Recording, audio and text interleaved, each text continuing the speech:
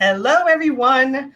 Welcome to the first of what I think is going to be, I've already planned a series of weekend wind down conversations with experts from all walks of life. The goal is to have conversations that focus on a greater vision for you and your business. So I've been able to connect with so many of my friends, my Facebook coach friends, and say, hey, let's have a conversation and see if we can help some people. So we want to be here every Friday. I might miss next Friday, but after that, it's going to be steady. And I'm calling it Weekend Wind Down because for me, it's Friday at 4:30, and I had such a busy week, as I'm sure all you did. And I want to welcome Kylie Warry with me today. And it's the morning for you, right, Kylie?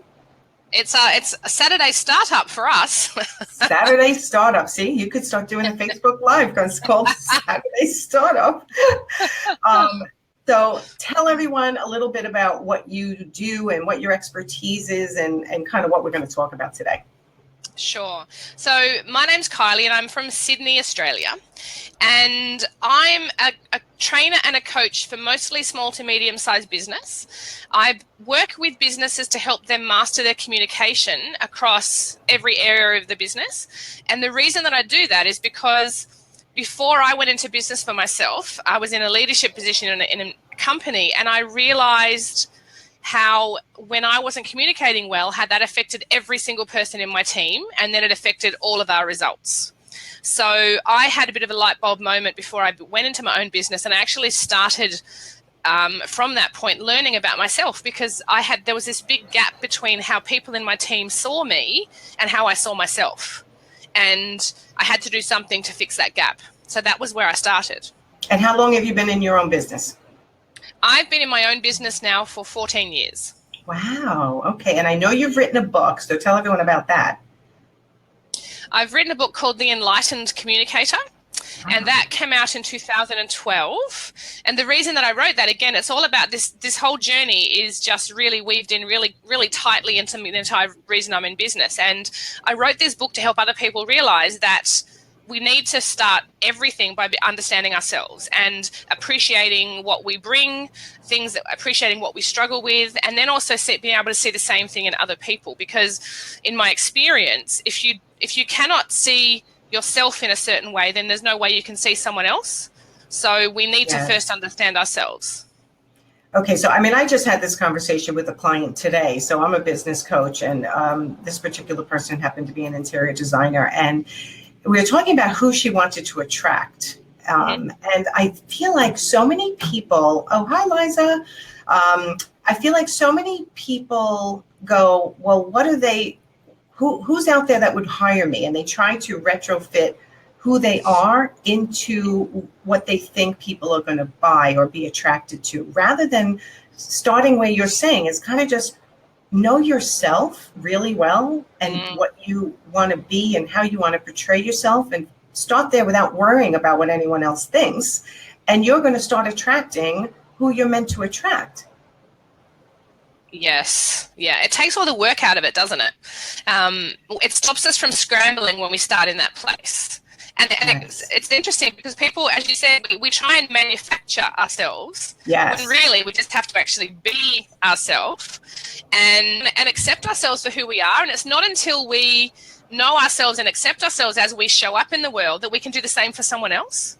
You know, I speak to so many people. It's interesting when I do coaching work with my small business owners, I end up doing a lot of couples work as well, because so many small business owners are in business with their partner or their husband or wife. Yeah. And it puts a lot of stress on their relationships. And so we start from that perspective of, if you can show up as yourself and be who you are, then you can allow your partner to do the same thing. And when that happens, my goodness, just the change and the positivity that happens in that relationship, because you're allowing yourselves to be who you are and appreciating each other for what you bring naturally to the partnership and to the business and to the relationship. It's true. I mean, I'm divorced, so I was in the dating world at a later age.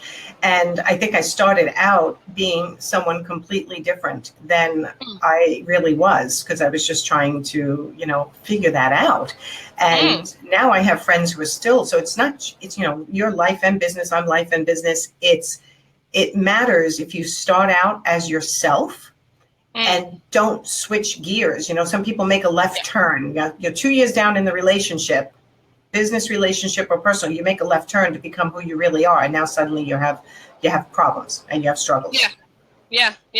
It's interesting that you say that, because I was divorced as well, and I've remarried now, and I've gone through all of that sort of stuff as well. And I knew some of this before my first marriage ended, but not in the depth that I know it now. And it's so interesting how my second marriage is just such a different relationship, because we started on this level of we are going to accept each other for who we are. Yes. And we're never, ever, ever going to allow ourselves to forget what we appreciate about each other and the strengths that each other brings to the relationship, because we're complete opposites. And you find that in a lot of relationships, you do end up with your opposite, which is wonderful and attracts us in the beginning. Yeah. And then a little while down the track, it starts to drive us a bit nuts, because they're not like we want them to be. They don't do what we do. They do things differently. Just a little. Just a little. Just a little. Just checking as I'm looking around. Don't get distracted. I'm just checking to see if this is sharing everywhere that I wanted it to share. And it's the same in business, right? When I'm my Absolutely. authentic self with all my struggles and in all my glory and all my positive points and my negative, I really attract who I'm meant to work with. Mm-hmm. Yes, absolutely. I find for me, and that's something that I love about how I do my business as well, is that I share from a place of complete honesty myself, and I don't come from this place of I've arrived, because I don't believe that we ever really arrive in this lifetime. I think we're continually learning and growing, and so I share what goes wrong, and I share what I've learned. And I think for people that work with me, they really appreciate that, because sometimes coaches can come across as, we've got it all solved, we're the big guru and we never have problems. And I think that especially when you're dealing with things like this that are messy, like, we're talking about communication, that it's how we connect with another human, whether it's in business or at home, and it's really personal. And so for me, I've had to realize that for people to come to me and say, hey, I'm not coping, or this isn't working, it's a big trust deal for them to do that, to actually open up to me and say, this part of my world isn't working. I don't understand why this is happening to me. And if I'm not completely open and honest with them, then how on earth can I expect them to be open and honest with me? It's so true. I did a really quick Facebook Live in my private group, Supersize Your Sales. And yesterday I'm like, okay, guys, if you think because you see me being confident that I'm not a wreck right now because I'm going to do my photo shoot and I hate every photo of myself that I've ever seen. And it was really funny because everyone's like, oh my God, I totally get it. Don't think, looking in from the outside, especially in this world of social media. And I think the young people especially sometimes think, well, they're so perfect, right? Their life is so perfect. Because you're only posting the good stuff, right? When you're just doing general posting. Oh, totally.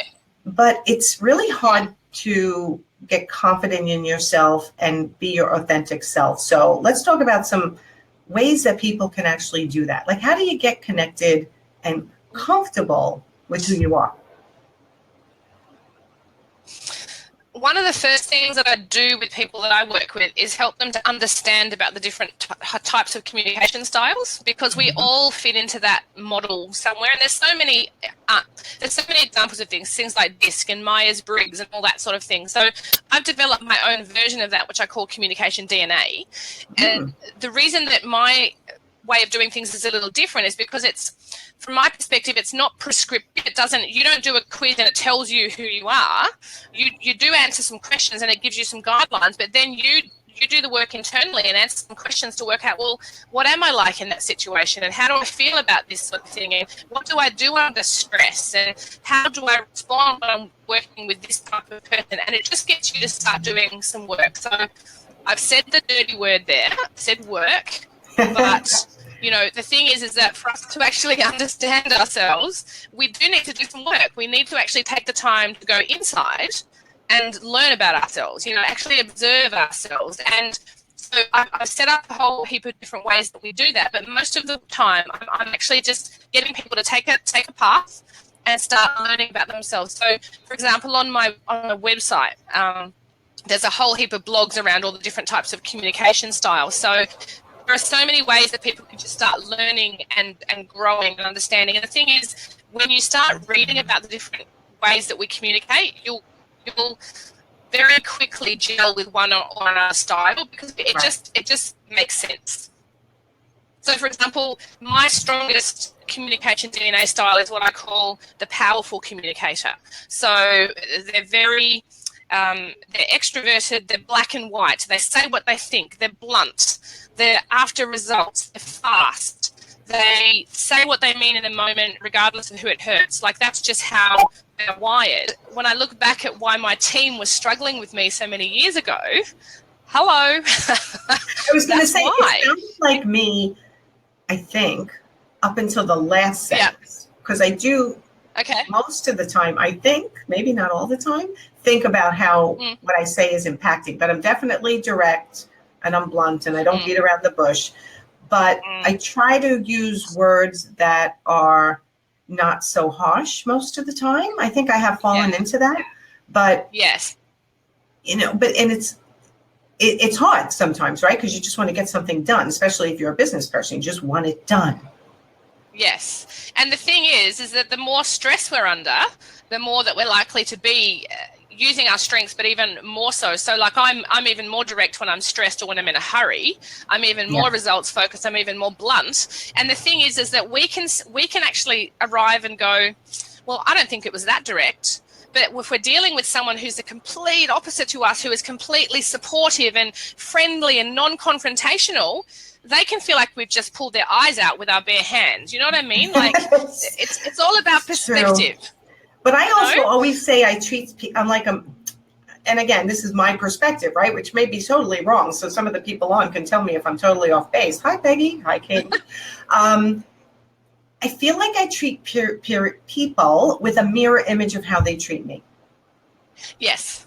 Like, I'm one of those people that if you treat me nice, I'm going to treat you nice. If you're gentler, I'll be a little gentler, But my leadership still always comes out clearly. But I try to be more diplomatic in the way I'm going to say something. And I think I'm very cognizant of people's different personalities and what could kick them into action. Yes. Which makes the leader or the business owner kind of, the burden is on us. Totally. And to morph our personality, and let's not even talk about being a mother, right? Right. I have 3 different kids with 3 different personalities. When I need each of them to do the same thing, I am dealing with each of them in a completely different fashion. Exactly. And that's what we need to do. I mean, that's a really great metaphor for how we should be in our business world as well. You cannot treat each client in the same way as another client, because they're all individual, they're all unique. And that's what, as a coach, that's what we're taught to do, is that skill of bringing the best out in each individual. And to do that, you need to address the individual needs of the person. And I suppose, from my perspective, in a way, what I'm encouraging people to do is be like their own coach in a way, especially in terms of how they show up in the world. Because if you don't understand yourself, then you're almost at the mercy of what other people in your world are doing. Like, if you don't know yourself, then how are you going to know if someone is doing something that actually is never going to work for you, because that's not what you need? It's do you true. know what I mean? I do. I mean, years ago, somebody said to me when I was definitely struggling with exactly this, like, why can't I get people to do things? Don't they see that it's not right the way they're doing it, or they should think of it this way? And someone said to me, not everybody thinks like you. And I was like, what do you mean? Like, but I'm right. You know, like, you get that I'm seeing it the way it's supposed to be seen, and especially when you're working with clients. I know I work with a lot of interior designers, and it's so hard for them, and coaches, I work with coaches as well, to see all the different personalities. And actually, you give it a lot of time when you're not actually on a consultation or on a phone call or on a Skype call. You're thinking about that person way more than they know, to say, how can I get them to move forward? Any service provider really is, how can I get them to move forward, right? Definitely.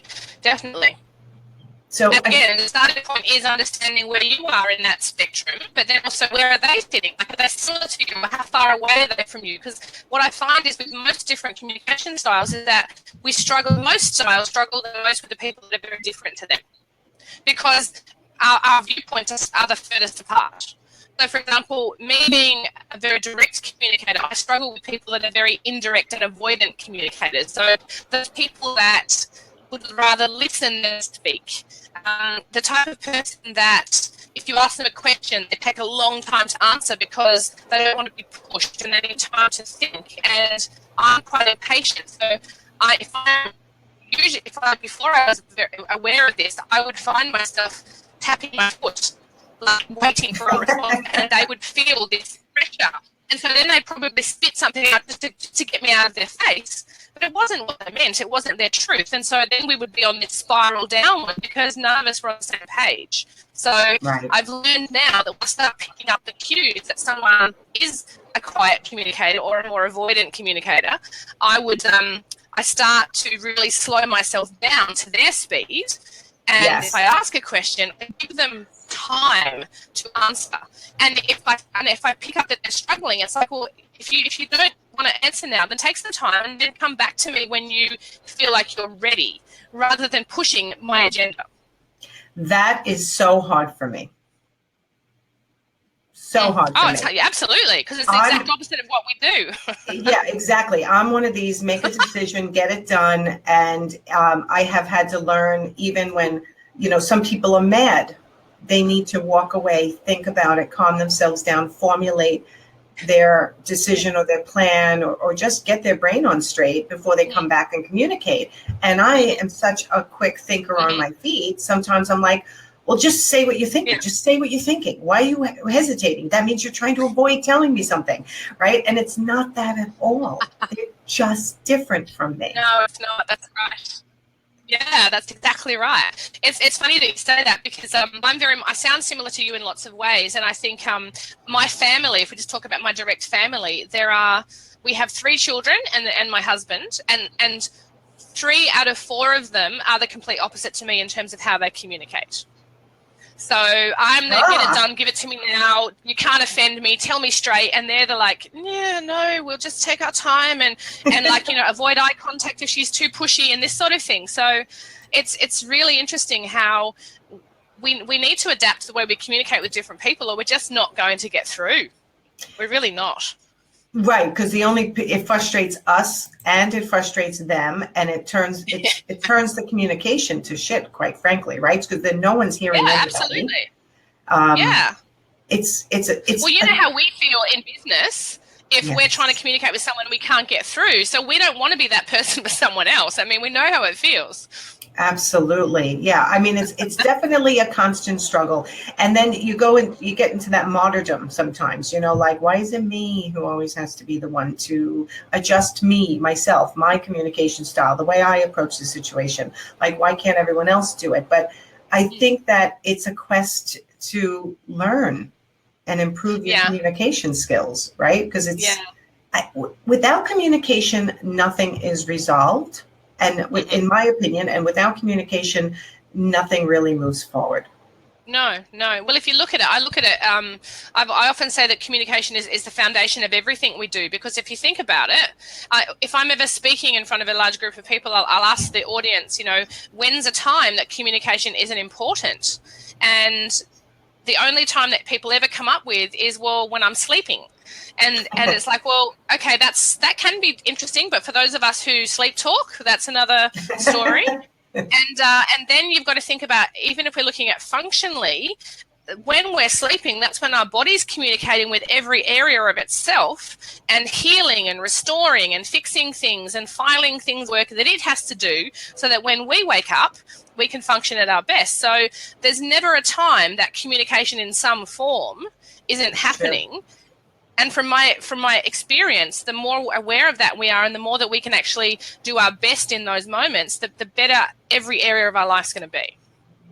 You're so right. And I think I might have talked to you about this, because for those of you who don't know, I mean, Kylie and I really only connected recently in order to do this Facebook Live for you guys. And one of the things I think I talked to you about, or maybe it was someone else, but is I always watch, and I learned this again early when my kids were young.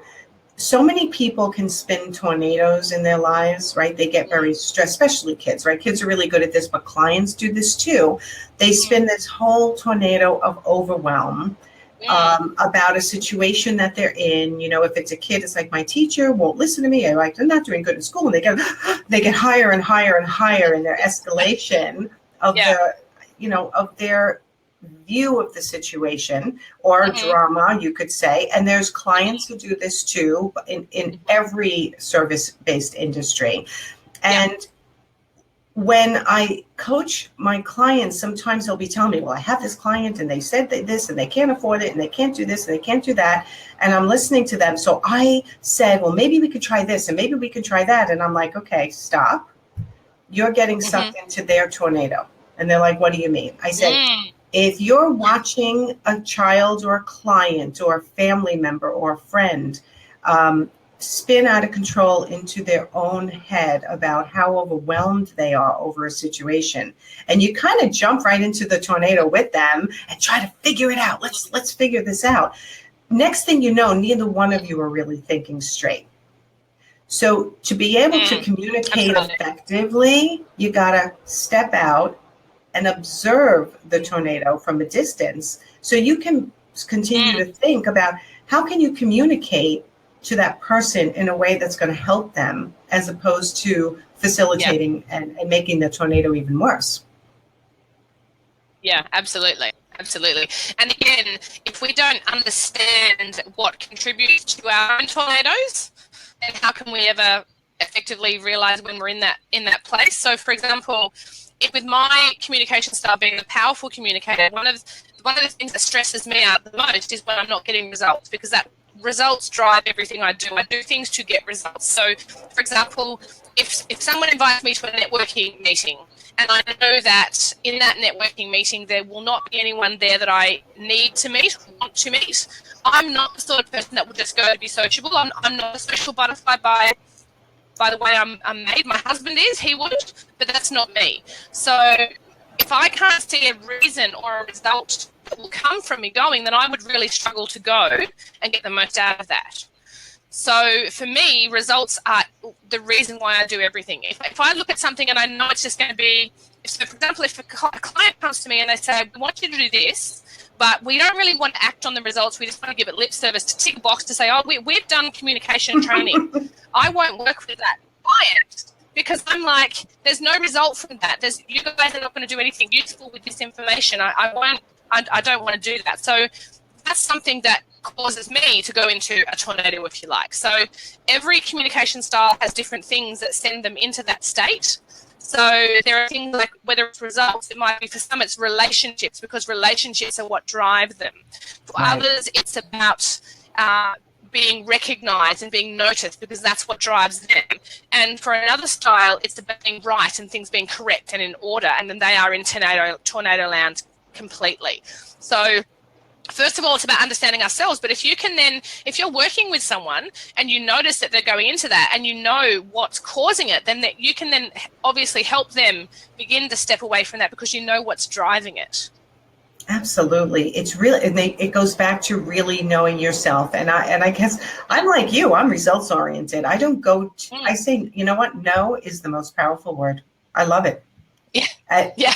But you know what's interesting is our opposite communicator, that's their least favorite word. In fact, for most other styles, they really struggle with no, which is why when we are in charge of something, that we drive the communication, because most people won't say no to us because they're not comfortable and we're very comfortable, which even makes the gap wider. So even being aware of that, I know for me, when I'm in a situation and I want people to speak up, I have to shut up, because if I start speaking and driving the conversation, then everyone just settles back and goes, oh, yeah, she's in charge. It's all good. We'll leave it to her. She's happy to make the decisions. She'll make it work.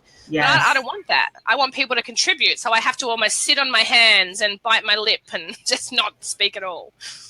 Absolutely. But I like what you said about your husband would go to things and you would just be like, you know what, the results of me spending my time going to a networking event, let's say, that's not going to satisfy what I'm looking to do for this period of my life is not a good use of my time. So that's a perfect example to say no. Yeah. Right?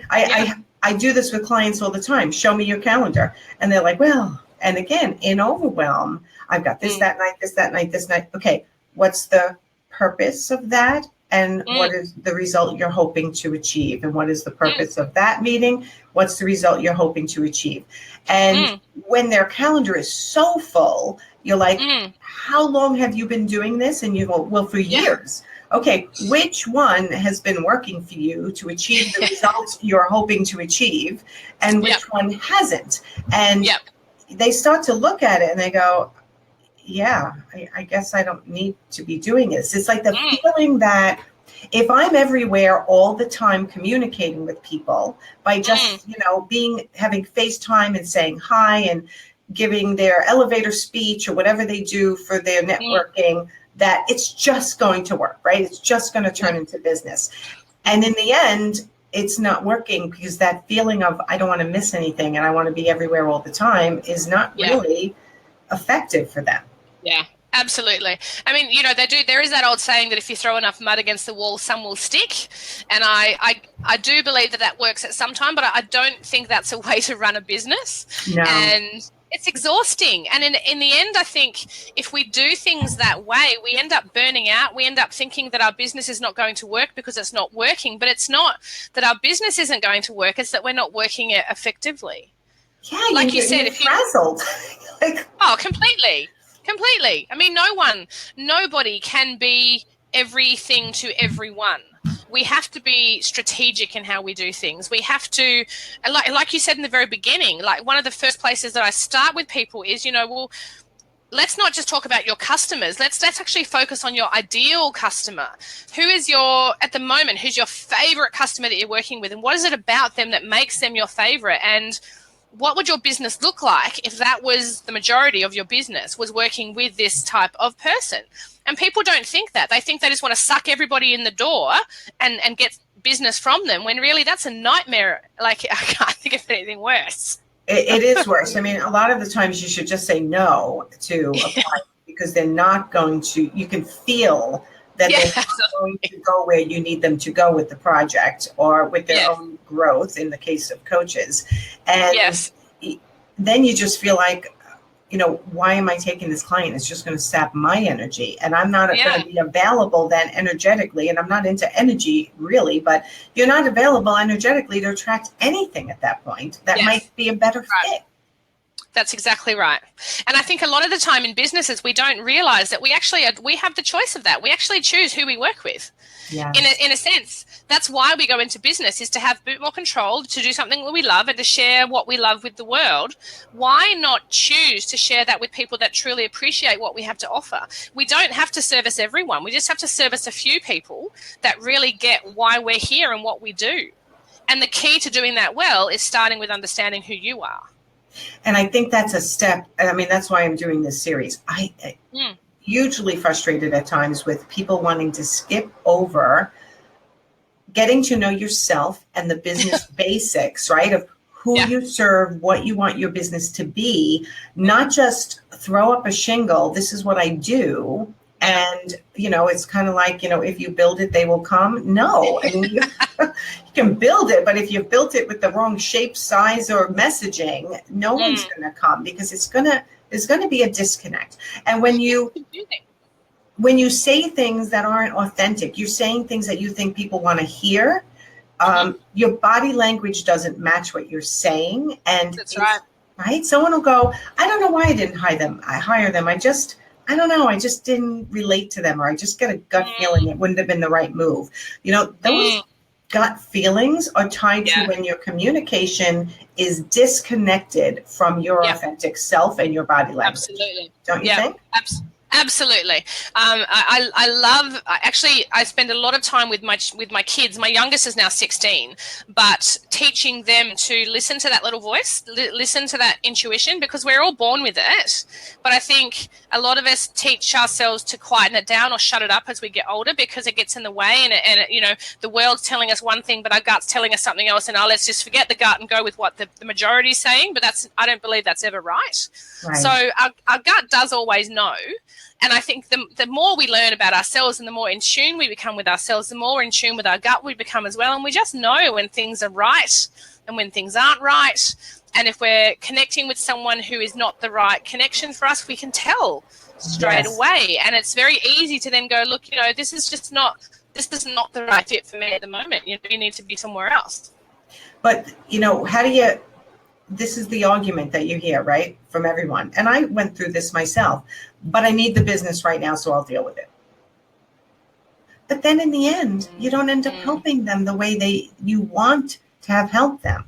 And the stress they caused you. I mean, I truly believe when you, and I'm guilty of this as myself years ago, like if I take a client who is not, I could tell from the beginning is not going to work well with me, for themselves, I think about them all the time. Because I think, how am I going to be able to move this person to achieve their goals? When right from the beginning, I could feel they weren't a good fit. Or, you know, I'm not even in my old business, which was as an art consultant, I walk in and I'm like, okay, I will find what this person wants. And in the end, it's the amount of energy. And I never really satisfy them completely. And I certainly don't satisfy myself. It's like a draining, exhausting experience that I should have just let it go, no matter how much money it was worth. Yeah. And I suppose that decision point is going to be different for everybody. You know, how much pain do we put ourselves through before we decide to do what's actually going to serve us best? And for all of us, that's a different point. But we all need to get to that point of deciding that, well, I deserve more, and I want something more for my business, for my life, for my relationships, and for me. And when we get to that point, then the decision's quite easy to make. And I think the reason people don't do that is purely out of fear. You know, if I don't, I won't have any money and I won't have any clients. And as you said before, they're creating their own tornado. And they go into that tornado and they get sucked into that epicenter, and that's where they stay. When, you know, life doesn't have to be like that. And I think, unfortunately, for most of us, and this is probably the pain point that I wish my clients didn't have to get to before they sought me out. Because I would love to be able to work proactively with people before the crap hits the fan. Yes. But unfortunately, we don't operate like that as humans. We wait until, like I say, you know, my clients will wait until their marriage is on the rocks, until their business, until they're losing all of their stuff. And then they'll go, Kylie, I need help with my communication. And of course I'm there if they're the right fit for me. But the thing is, all of that could have been prevented if they just would have realized earlier and prioritized that communication earlier. They don't get into those situations, because when you're communicating well, you sort things out more quickly. You problem solve more effectively. You don't let conflicts grow into this big hairy beast before you decide you've got to do something about it. You actually can straight away realize when there's a disconnect and actually sort things out. And that's the difference that it makes. And don't you think, tell me how important, because I think this is huge, how important it is for you to address the situation and communicate as soon as you see something start to arise? It's like looking at a little cut on your arm and going, oh, I'm bleeding, versus, oh, I need a tourniquet. Like that's literally what it's like. And you know, we look at it and go, oh, it's just a small thing. So if it's just a small thing, then just say something small to go, hey, I just noticed. Yes. Are we okay? Or whatever you need to do, rather than going, oh, it'll be fine. And then the next moment, it's bigger. And the next moment, it's even bigger. And the thing is, we all know this. When we set ourselves up to avoid something, it's even harder the next time to address it.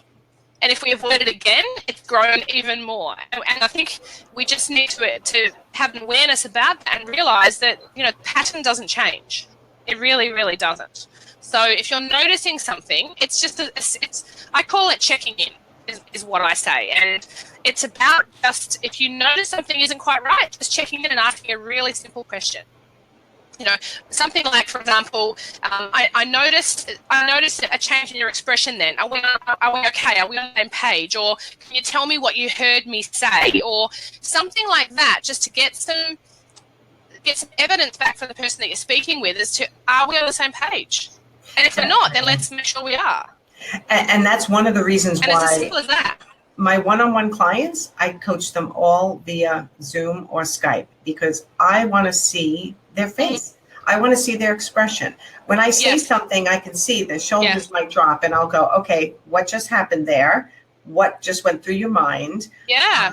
It's so key. Yeah. Much harder to do it over the phone or God knows via text is a disaster.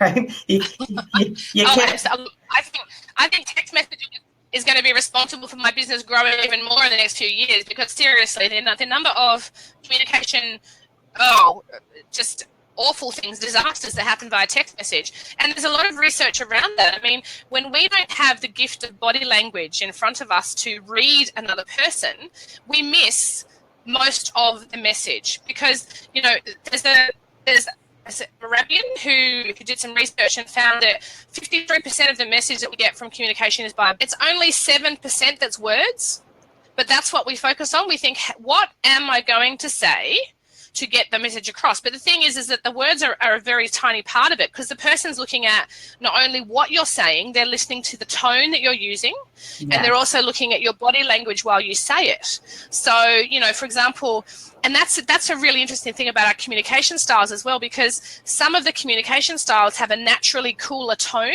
which can come off as, I don't care, when really we do care. So if you're aware that you can have a cooler tone, then if you've got to go in and have a really important conversation with someone, then you can practice warming your tone so that your message will come across in a way that will get through to the person more than if you remain in your cooler state, if you like. Mm-hmm. So knowing that sort of thing about... Go ahead. Yeah. So, for example, my style, the direct, powerful communicator, I have a very cool tone, and my body language can be quite confrontational. So you combine that with me being unaware and me having to have an encouraging, supportive conversation with someone, it just doesn't marry up. So I can be sitting there with my arms folded, because that's a comfortable position for me, and say, well, you know, I really care about what you're going through. And they look at me and go, yeah, nah, I'm sorry, your words say one thing, but your body and your tone says something completely differently. So for me, I had to learn that, well, my arms folded isn't a great position for the other person, because they think I'm being defensive or I'm angry. So I had to learn to do something different with my body. And then I had to learn that with my tone, if I just warm it up a little bit. So it's about having a smile on the inside when you're speaking to someone, or having empathy in your voice immediately warms up your tone. Knowing those things about yourself, that's a great starting point for a really hard conversation, because if we don't do that, then the message gets lost. It's true. I keep thinking of this one client. I just have to tell this story. When she hired me, it was because she was feeling so angry. I mean, she had a lot of business pieces to her business that needed to, get fine-tuned and for her to focus on. But one of the things she hired me for was to help her come up with the words to say when she's really angry at what clients say. So I said to her, so I do we do Zoom and we have a shared Google Doc, and I said, write down everything, what you want to say to that client. And I won't even say it here, right? Because it would not be appropriate. But it was so funny because I could so relate, right? When you just want to say all kinds of things. So she wrote all these, partial sentences. And I just went into the Google Doc and I rewrote them in a way that was acceptable. And it was, and she's reading it. She's like, oh, that's much better. I'm like, yeah, but you're still getting across your point, but you're not saying it in a really cutting, insulting way, because that would kill the whole relationship, right? But Absolutely. Clients can be very frustrating for everyone. for no matter what business you're in, it can be frustrating. And being able to, like you're saying, kind of analyze their communication style and being able to adjust your communication style to be in a way that they can understand and kind of man down and be calm and really hear you. And I think the first step is always being a really good listener and observer. Absolutely. Absolutely. It's funny. I just was thinking of a client of mine when you were speaking then about, I was talking about how my tone and my body language can be cold and confronting when I've got to have a difficult conversation. Some of the styles have the opposite, where they've got to have a confronting conversation and they've got to actually put a boundary in place, but they're so friendly and warm and lovely that the person never gets the message. I have a woman that I was working with, and she was getting some attention from a male client. And she said, I've said no to him so many times, but he just doesn't understand. And so I said to her, can you just show me what you're doing? And she was being so friendly and so warm. And she didn't say no. She skirted around it in about 10 different ways, never actually saying no. But in her mind, she was being very firm. And at the end of it, I said, I'm more confused now than I was at the beginning, because this is what I heard you say, and this is what you potentially need to say. And she was so scared of hurting this person's feelings that the confusion just kept on rolling, because she wasn't able to say, I don't appreciate when you do this, or this is not acceptable behavior. She couldn't say that. So instead you go, oh, you're so funny and you're so nice. And then she was like, but I said no.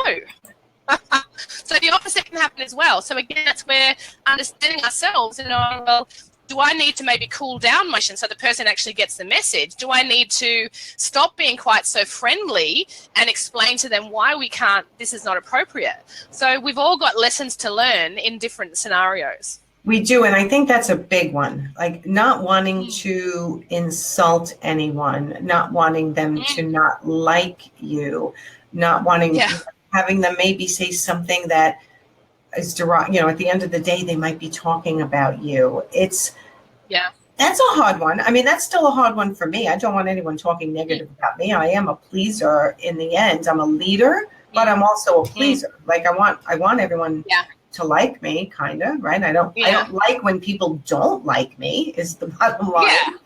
So I mean, none of us do. But the thing is, again, that comes back to that whole thing about the tornado, and are we being driven by fear here? And the reality is that not everybody will like us. And from my perspective, I think the best thing I can do for anyone that I work with is be as honest and truthful as I can. Because if someone's going to a place where I know is not going to work, then the sooner I say, hey, this isn't going to work, is better for both of us than me dragging them along for 7 or 8 weeks, avoiding the conversation. Then all of a sudden it blows up, and then you do lose a friendship or a business relationship. It's much better, again, to address that earlier if you know this isn't quite right. Or even saying in the very beginning, look, this isn't something I usually do. I'm not quite sure if this is the way we should go, and just flagging it so that it's been said rather than not saying anything and it building up and being this big thing down the track. I think the earlier that we deal with things, the sooner that we address things, the more honestly we communicate with respect and with grace with other people, then we won't actually end up in these situations where we offend people, where we upset people, where we let people down, because we haven't let it get that far. Right. You're nipping it in the bud before it blooms and gets out of control. Exactly. And I don't know about you, but for me, I appreciate that when someone does that for me. I get really frustrated when someone has led me down the garden path, and at the end of it, they're like, oh, I thought from the very beginning this was never going to work. And I'm like, hello, why didn't this come up earlier? Yeah. I mean, think about how many times you want to say something to somebody, how many nights of sleep you could lose, or how many people you talk to about it, right? Yes. Where if you just faced it and just said what you had to say in the best possible communication style as you can, and learn about communicating more effectively, how many more hours of your life you've gained back? Oh, absolutely. I mean, there's stats that talk about that businesses lose over 32% of their profit every year because of poor communication. And that's healthy businesses. That's not the toxic, unhealthy, really horrible ones. That's a normal everyday business. That's interesting. I did not know that. There's a lot. See, I had to learn very early on to be able to communicate in black and white with my customers, because communication and all this relationship stuff is seen as a bit soft and a bit woo-woo and a bit fuzzy by a lot of people. They're like, why do we have to worry about all this sort of stuff? But when it comes down to it, black and white, we are bleeding money from our businesses when we don't do this stuff. Yeah, you're bleeding money when you don't do this stuff. You're also, again, just wasting time is bleeding money. And I don't know if people really get that all the time. You gotta pull it in. Absolutely. I mean, if we're not working at our best, I had a mentor many years ago that had got us to draw up something that looked like a bullseye, where it had a dollar sign in the center, circles around it, and she got us to look at all the different activities in our business and go, well, how much money do you make when you do that activity? And how much money do you make when you do this activity? And she got us to put it up by our desk and actually look at it. So, you know those days when you're procrastinating because you don't want to do something, and maybe you're like, oh, I'll go and research something. That doesn't make us any money. We've got to get on the phone and talk to the client or solve the problem or do what we've got to do. So even having that awareness of what do we have to do in our business that is the most profitable, and then making sure that we do that really, really well, that's key to making your business successful. It's true. I have an exercise called time analysis for busy growing entrepreneur. I can throw it in the comments after. I have made clients cry, and not intentionally, right? But when they start to track their time for 3 days, I mean, I've said to people, the amount of time you spent talking to your assistant about that client who made you nuts, you add up how much you're worth hourly, you add up how much your assistant is worth hourly, and all the friends and family you talked about, but talked about that with, how much time do you think that was? And they were like, like that's a lot of time. So it's powerful. Learning to communicate better, to nip those situations in the bud is one.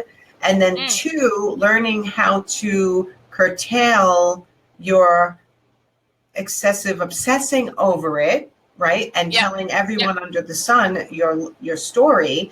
That's time you could use towards marketing your business, doing a project like you're saying, like a revenue generating activity, as opposed to just wasting time.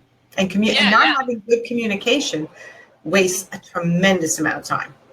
Yeah, and it also causes us a lot of stress. And as you would appreciate as well, and I'm sure that you're working with that with your clients too, is that the more that we avoid these things or do them ineffectively, it causes us stress. Yes. And the interesting thing about stress is that stress actually turns us into really ineffective communicators. Like, it basically, if you're already not very good, if you're stressed, you are going to be terrible. Because we don't think logically when we're stressed. We can't even emotionally, we don't have any room available to emotionally read someone else when we're stressed, because we're in survival mode ourselves. So if you're stressed and you're not dealing with that, then that's only adding to the tornado as that you speak of. So again, understanding ourselves and understanding what stresses us, and then what can we do about that to deal with that, is another really helpful thing that only we can take responsibility for. No one else is going to take responsibility for our problems and our stress. It's up to us. It's you're right. So let's try to wrap this up with, what would you give as 1 or 2 tips on how to learn to communicate better? I almost feel like with yourself and with others. Yes, and it's exactly that, Nancy. To de-stress and to start managing and being a leader in your own life and in your own business. Yeah. Well, look, I would encourage people to do as much reading as they can in terms of just understanding, first of all, about the different styles of communication. And there's so many models out there. But if people want to head to my website, and I can provide the link so that you can provide it to your guys if you like. There's a lot of blogs on there that they can just actually, I'll send through some starter ones so they can just actually learn about what is this idea about different communication styles, and then where might I sit within that, because that's a great starting point.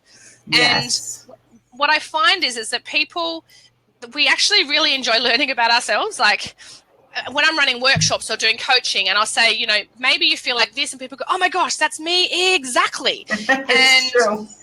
people love this sort of stuff, and then they go, oh, that's my husband, or that's my child, or that's my favorite client, and they love understanding this sort of stuff. So I don't want people to think that this is a big, scary, horrible process to go through. It's actually quite fun, and it's very, very rewarding, because when we learn why we do what we do, and if it's helping us, great, then do it more. But if it's actually unhelpful, then what can we do to support ourselves? That's when we can start to see really positive change. So I'll provide a link to your people. I think I just put it in. I hope it's the right link. I put it in this. You can check it when we're done. I put the link that you had given me for how to deal with difficult people. Yes, that's another really good one in terms of learning about what we can be doing for those people that are in our lives. But what I might put in the comments below is another link to a couple of blogs that just start talking about the different communication styles and what they're like in stress and what they're like with their strengths, so that people can just start learning. I think for me, this whole process, if you're one of these people that needs to learn this stuff, then it's just about giving yourself some time to actually learn about yourself, because investing in yourself, as I'm sure you'll agree with, is something that will only ever pay you back dividends. Oh, 100%. And it is definitely one of my frustrations, because I'm such a lifelong learner, and I love the communication, and I'm obsessed with body language. And I love to learn how to help people further help themselves all the time, in both life and business, right? It's like, it's definitely my obsession.